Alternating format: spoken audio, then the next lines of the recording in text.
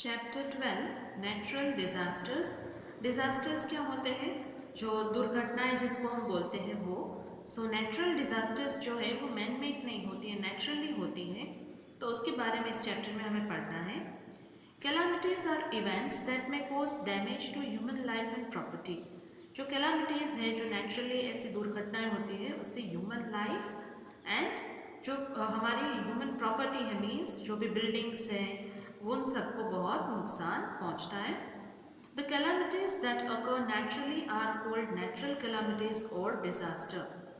जो भी कैलामिटीज है, दुर्घटनाएं जो नेचुरली होती हैं, उनको नेचुरल कैलामिटीज या नेचुरल डिजास्टर्स कहते हैं।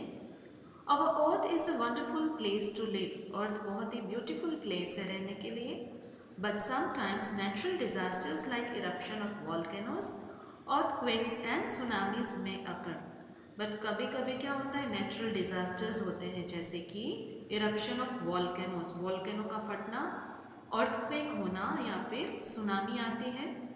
सच disasters are generally sudden and unexpected. ये जो डिजास्टर्स है वो जनरली सडन होते हैं, अचानक होते हैं, एंड अनएक्सपेक्टेड होते हैं, मीन्स पहले से उसका पता नहीं होता है।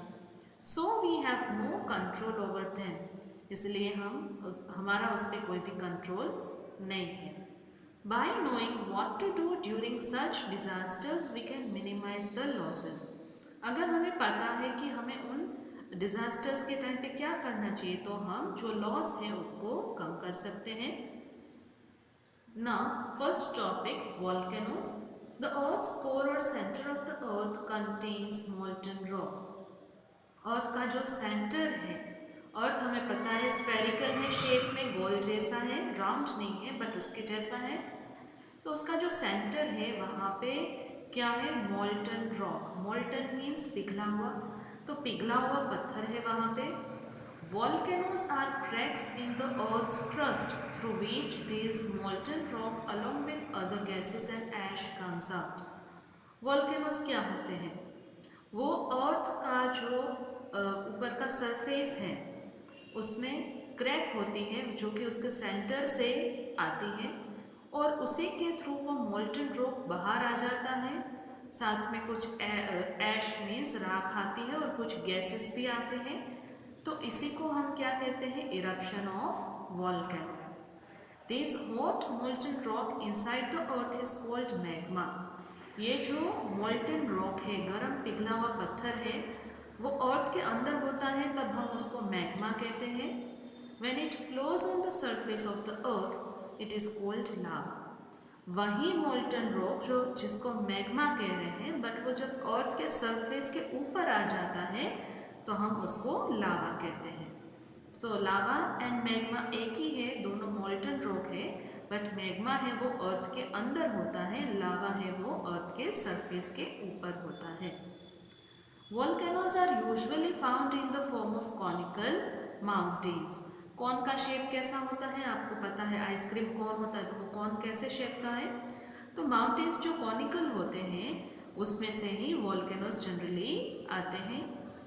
There is a lot of pressure inside the earth that pushes up the magma. आपको पता है आपके मदर घर पे जो प्रेशर कुकर यूज़ करते हैं, राइट? तो उस कुकर के अंदर वाटर होता है, वो वाटर है वो बॉयल होता है, उस वजह से क्या बनता है, स्टीम, भाप जिसको बोलते हो गुजराती में, जिसको वराड़ बोलते हो। तो ये जो स्टीम है वो बहुत प्रेशर क्रिएट करता है, राइट? तो वैसे ही अर्थ के अंदर जो हॉट मोल्टन रॉक है उसमें से बहुत सारा स्टीम बनता है और वो बहुत सारा प्रेशर बनाता है। The magma rushes out through vertical tunnel called a vent and flows through crater as lava. तो आप यहाँ डायग्राम में भी देख सकते हो कि नीचे बहुत प्रेशर होता है अर्थ में, उस वजह से क्या होगा, वॉल्केनो है वो बाहर आने के लिए ऊपर आते जाता है। एक टनल जैसा होता है जिसको वेंट कहते हैं माउंटेन में, वहाँ से ये आगे बढ़ता है मैग्मा, एंड फिर क्या होता है, माउंटेन में ऊपर क्रैटर मीन्स होल बन जाता है और उसमें से ये बाहर आता है, जिसको हम लावा कहते हैं। When lava cools, it solidifies and forms rocks. जब लावा कूल होता है, ठंडा होता है, तो वो सॉलिड बन जाता है और रॉक्स बनते हैं। On the basis of the nature and frequency of their eruption, volcanoes are of three types: active, dormant and extinct. Volcano है, उसका नेचर कैसा है, उसकी फ्रीक्वेंसी मीन्स वो कितनी बार इरप्ट होता है, कितनी बार फटता है, उससे उसके 3 टाइप्स होते हैं: active, dormant and extinct. First one, active volcanoes. These volcanoes erupt regularly or have erupted in the recent past and may erupt any time in the future. तो जो एक्टिव वॉल्केनोज है वो ऐसे वॉल्केनोज होते हैं जो रेगुलरली इरप्ट होते रहते हैं या फिर अभी थोड़े टाइम पहले ही इरप्ट हुए थे, आगे भी जाके इरप्ट हो सकते हैं, इनको हम एक्टिव वॉल्केनोज कहते हैं। Presently there are about 500 active volcanoes in the world and majority of them are found around the Pacific Ocean. अभी वर्ल्ड में 500 एक्टिव वॉल्केनोज हैं, उसमें से मोस्ट ऑफ द वॉल्केनोज है वो पैसिफिक ओशन के आसपास हैं। So Pacific Ocean is called the Pacific Ring of Fire. इसी वजह से पैसिफिक ओशन को पैसिफिक रिंग ऑफ फायर भी कहते हैं। Mount Vesuvius and Mount Fuji are 2 famous active volcanoes. तो ये जो 2 वॉल्केनोज है बहुत फेमस एक्टिव वॉल्केनोज है, वो बार बार इरप्ट होते रहते हैं। Second, dormant volcanoes. These volcanoes are currently not erupting but they may erupt in future. ऐसे वॉल्केनोज जो अभी तो इरप्ट नहीं हो रहे हैं बट आगे जाके इरप्ट हो सकते हैं, तो उनको हम डोरमेंट वॉल्केनोज कहते हैं। Third, extinct volcanoes. These volcanoes have stopped erupting because they no longer have a lava supply. ऐसे वॉल्केनोज जिसमें बिल्कुल लावा नहीं बचा है और इसलिए वो इरप्ट होना बंद हो गए हैं, उसको हम एक्सटिंक्ट वॉल्केनोज कहेंगे। Many extinct volcanoes are found on the Hawaiian islands. Hawaiian islands पे ऐसे वॉल्केनोज बहुत सारे हैं। Now look at the do you know box. Barren Islands is the only active volcano in the Indian subcontinent. It is located in the Andaman and Nicobar Islands. Barren Island सिर्फ एक ही active volcano है जो कि India में है और वो Andaman and Nicobar islands के पास आया है। Now MCQs. First one, the molten rock that flows on the surface of the earth is called. Earth के सरफेस पे जो मोल्टन रॉक फ्लो होता है उसको क्या कहते हैं? Lava. Second, blanks volcanoes are those volcanoes that have stopped erupting. जो वॉल्केनोज अब इरप्ट नहीं होते हैं उनको क्या कहते हैं? Extinct volcanoes. Earthquake, the sudden shaking of a part of the earth surface is called an earthquake.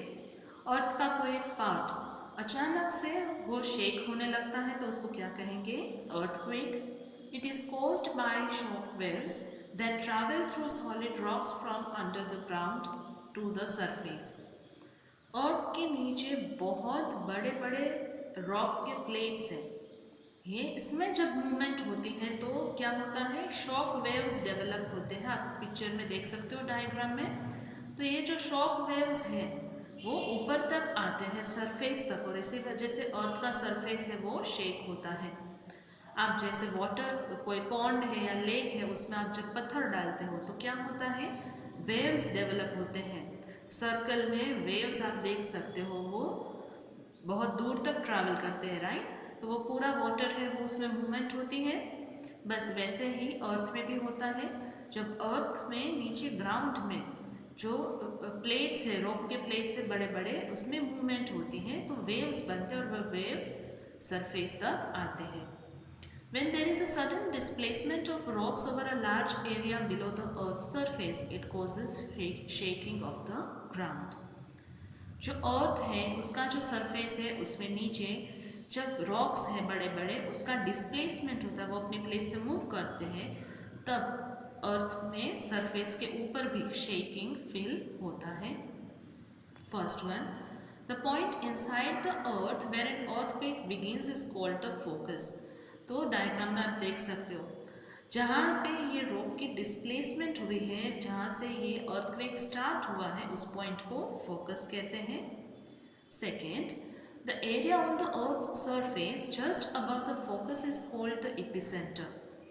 ये जो फोकस है वो कहाँ पे है, अर्थ के सरफेस में अंदर है, नीचे है, और अर्थ के सरफेस के ऊपर वहाँ पे जो पॉइंट होगा उसको एपिसेंटर कहेंगे। फोकस के ठीक ऊपर अर्थ के सरफेस पे जो पॉइंट है उसको एपिसेंटर कहते हैं। Maximum damage is caused in this area. Earthquake से सबसे ज़्यादा नुकसान एपिसेंटर पे होता है। Third, after the first big shaking smaller shakings और ट्रेमर्स अकर। जब एक बहुत बड़ा शेकिंग होता है उसके बाद छोटे छोटे शेकिंग, जिसको ट्रेमर्स कह सकते हैं, ये होते रहते हैं। These are called aftershocks. उनको क्या कहते हैं, aftershocks. In some cases aftershocks में कंटिन्यू फॉर सेवरल डेज। कुछ केसेस में ऐसा होता है कि आफ्टर शॉक से वो बहुत सारे डेज तक आते रहते हैं, बहुत सारे डेज तक कभी कभी आफ्टर शॉक से वो फील होते हैं। Measurement of an earthquake. Earthquake को कैसे मेजर किया जाता है? द इंटेंसिटी मीन्स वो कितना स्ट्रॉन्ग है। डायरेक्शन मीन्स वो कौन सी साइड पे वो वेव्स है उसने ट्रैवल किया है। ड्यूरेशन मीन्स कितने टाइम तक वो शेकिंग चली थी अर्थ की। ये सब जो है of an earthquake is detected and recorded by an instrument called seismograph. Diagram में भी आप देख सकते हो सीस्मोग्राफ है। ये ऐसा इंस्ट्रूमेंट है जो ये सारी थिंग्स है उसको रिकॉर्ड करता है और डिटेक्ट भी करता है। Richter scale is use to describe the magnitude of an earthquake. Earthquake है उसको 1 से 10 तक उसको नापा जाता है, मेजर किया जाता है। तो रिक्टर स्केल है, जैसे हम बोलते हैं कि 1 किलोमीटर या 1 सेंटीमीटर, 1 इंच, ये सारे मेजरमेंट्स के यूनिट हैं। वैसे ही अर्थक्वेक मेजर करने के लिए रिक्टर स्केल है उसका यूज़ किया जाता है। उससे पता चलता है अर्थक्वेक कितना स्ट्रॉन्ग है या कितना वीक है। Effects of an earthquake. An earthquake of high intensity always causes huge destruction. जो हाई इंटेंसिटी वाला मीन्स ज़्यादा पावरफुल अर्थक्वेक है उससे बहुत ज़्यादा डिस्ट्रक्शन होता है। बिल्डिंग्स कोलैप्स, बिल्डिंग्स है वो गिर जाती हैं। Roads and bridges get damage, roads और ब्रिजेस से उनको डैमेज पहुंचता है। ट्रीज गेट अपरूटेड, ट्रीज निकल जाते हैं वो भी गिर जाते हैं। All this happens so suddenly that people do not even get a chance to run out of their homes and save their lives. ये सब इतनी जल्दी होता है कि पीपल को चांस नहीं मिलता कि वो अपने घर से बाहर भाग सके या अपनी लाइफ को बचाने के लिए कुछ कर सके। अर्थक्वेक बहुत कम टाइम के लिए आता है, कुछ सेकेंड्स या कुछ मिनट्स के लिए आता है, बट अगर उसकी इंटेंसिटी ज़्यादा है, वो ज़्यादा पावरफुल है, तो बहुत डैमेज होता है। Today we are keeping till here. I hope you have understood the concepts I explained. Thank you.